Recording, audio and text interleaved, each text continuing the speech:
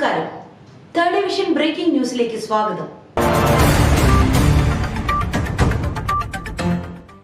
മായം കലർന്ന വെളിച്ചെണ്ണയെ പറ്റി പല റിപ്പോർട്ടുകളും കാലങ്ങളായി കേൾക്കുന്നു.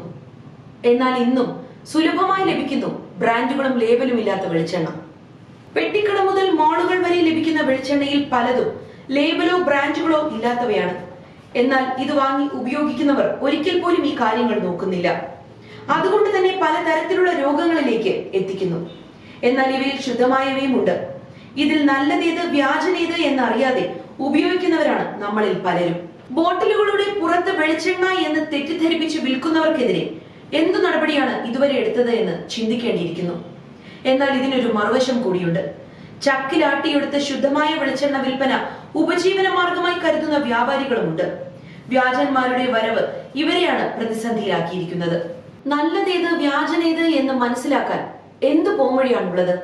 അധികാരികൾ ഇതിനെതിരെ നടപടിയെടുക്കുമെന്ന് ശുഭാപ്തി വിശ്വാസത്തോടെ തേർഡ് വിഷൻ ജനങ്ങളോടൊപ്പം.